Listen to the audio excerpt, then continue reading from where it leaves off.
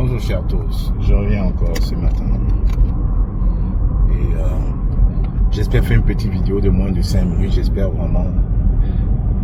Voilà, je voudrais commencer ici là par lancer un petit appel à mes frères de Suisse, aux frères Ipo et Koum, à mon frère l'ancien parisien Willy Ebonguin, qui hier dans une vidéo, je ne sais pas si c'était sur le fait de la beuverie, ont invité Longuet Longuet, l'artiste Longuet Longuet, à rentrer au Cameroun, à surtout aller demander pardon aux autorités camerounaises qu'il aurait offensé ou insulté.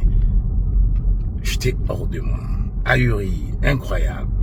Et j'ai vu l'artiste Longuet Longuet rigoler, prendre cela comme de la rigolade et même vouloir consentir. Je dis non, je m'offusque à ça. Vous pensez peut-être que vous faites du mal à Longuet Longuet ou aux personnes autour de Longuet Longuet, mais vous faites du mal à vous-même. On vit dans un monde à l'envers au Cameroun. Un artiste qui a été martyrisé, humilié, violenté par des autorités camerounaises devrait rentrer demander pardon. Longuet Longuet est vivant encore. C'est le syndrome de Stockholm.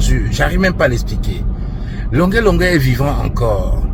Et vous lui demandez d'aller demander pardon à Bankui, à Tabala et à tous ces fonctionnaires. Je dis bien fonctionnaires qui l'ont humilié, torturé à mort.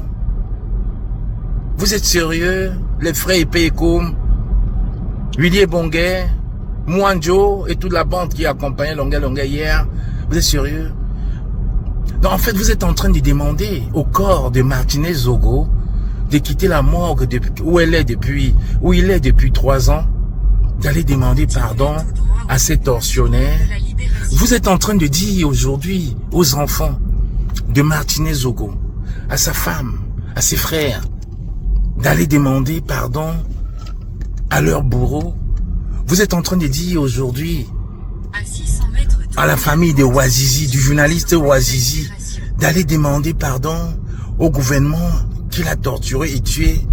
Vous êtes en train de dire aujourd'hui à la maman, à la famille de la maman avec le bébé au dos, qui a été tué par les militaires dans la province du Nord, où Issa Chiroma était venu nous dire que c'était au Mali. Vous êtes donc en train de dire, de demander à cette famille-là de venir demander pardon aux forces de sécurité du Cameroun qui l'ont tué. Mais vous êtes sérieux? C'est toujours l'alcool là? Qu'est-ce qui vous arrive, frère Ipo et Koum, Willy Ebonguin, Monsieur Mwanjo? Qu'est-ce qui vous arrive? Le Cameroun, ce n'est pas comme ça, ça marche.